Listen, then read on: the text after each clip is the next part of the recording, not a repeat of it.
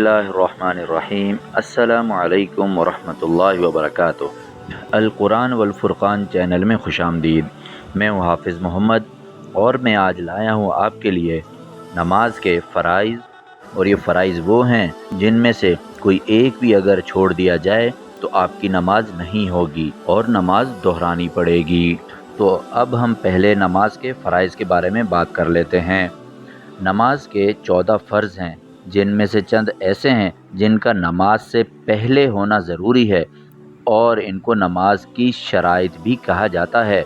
और चंद फ़राइज़ ऐसे हैं जो दाखिल नमाज हैं। सब की फ़हरिस्त ये है। पहला, बदन का पाक होना। दूसरा, कपड़ों का और जाए नमाज का पाक होना। तीसरा, सतर ढांपना, यानी मर्दों को नाफ से लेकर घुटनों तक और औरतों को चेहरे और हथेलियों और कदमों के अलावा तमाम बदन का ढांकना फ़र्ज़ है।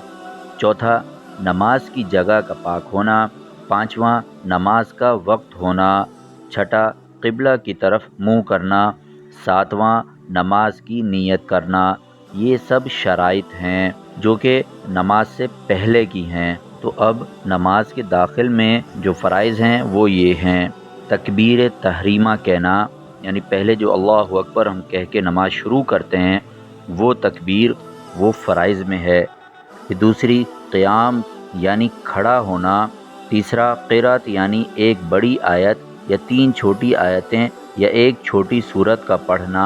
चौथा नंबर, रुकू करना। पाँचवा, सजदा करना। छठा, कायदा आखिरा। कायदा बैठने को कहते हैं, जिस कायदे में सलाम फेरते हैं वो कायदा आखिर है। और सातवां, अपने इरादे से नमाज ख़त्म करना। ये नमाज के 14 फ़राइज़ मुकम्मल हुए।